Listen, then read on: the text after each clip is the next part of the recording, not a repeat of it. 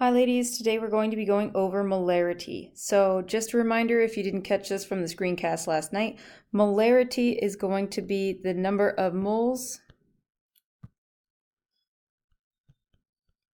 in a number of liters, and that's going to be your molarity, represented by a capital M. So in our first two questions, try those out. Remember, it is the number of moles in liters. That's not always what you are going to be given, such as in letter B, so go ahead and give that a try now.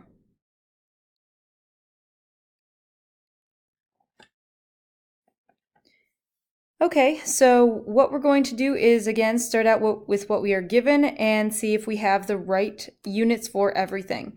In the first question here, it says that we have 2 moles of glucose in 4 liters of a solution. So again, molarity is in moles and liters, so it looks like all we have to do is plug it in and divide. So if we have 2.00 moles divided by 4.00 liters, you'll get a molarity of 0.500 moles, or molar solution of glucose. So again, that's a capital M, and that is 0.005, a molarity of 0.005.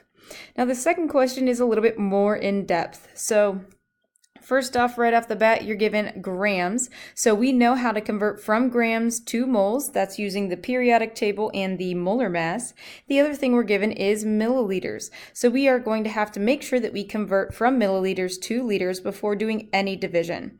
So let's start with going from grams to moles. So we're going to start with what we are given over 1, and that's of NaCl. And remember, if you have grams on top, you want to put grams on the bottom. And again, using that molar mass, you can convert from grams to moles. And if you add everything up, you should get a molar mass of 58.44 grams of your sodium chloride. If you want to double check, your units cancel on the top and the bottom. You're left with moles, exactly what you wanted. So once you multiply straight across and divide by anything on the bottom, you should get a the moles of sodium chloride of 0.100 moles.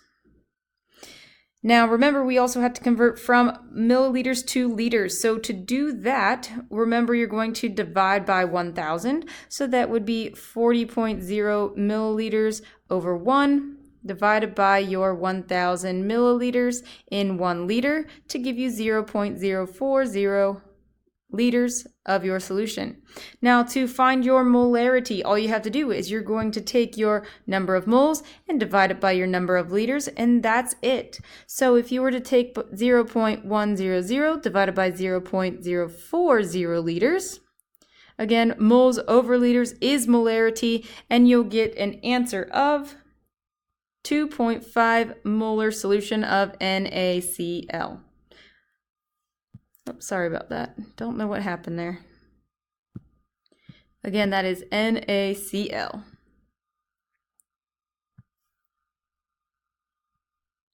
All right, so those are our first two questions. Now we can also use this idea of molarity a little bit different. If you're given molarity, you can also convert from the molarity to moles, or if you are, you could also use molarity to convert to liters and milliliters, but it takes a little bit of backtracking. So remember, once again, that molarity is moles over liters, and we're going to use that as a conversion unit. So if we are given 125 milliliters, again, that's our given, so that's what we start with. And we're going to use the molarity right here as a way to convert from liters to moles. So once again, we're going to start off with what we are given, but make sure you convert that into liters. Otherwise, you'll be off by about 1,000. So you want to make sure that you are dividing by 1,000 and starting with 0.125 liters over 1.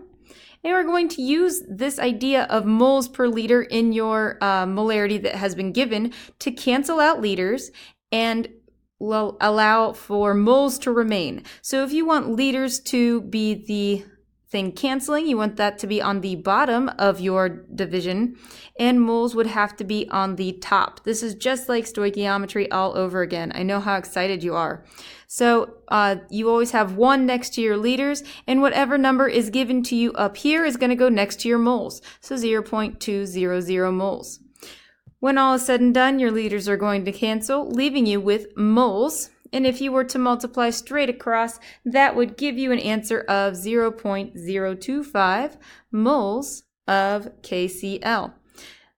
But we're not done yet, because look, it says we need grams of your KCl. Fortunately, we've been doing this conversion for, let's say, probably 3 months now, so you should have this down pat.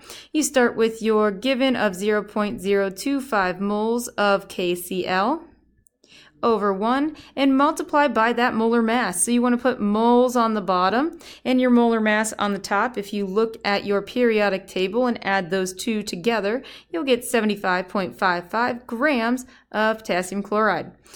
If you want to double check, you can cancel out your units. Moles do cancel and you're left with grams of KCl.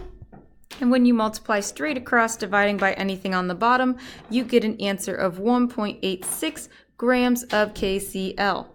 This is very important whenever you are trying to make solutions in the lab. So you want to make sure that you know how many grams to put in, since whenever you are using a balance or a scale, it doesn't actually measure in moles. So you need to be able to not only know how many moles you're putting in, but also how many grams.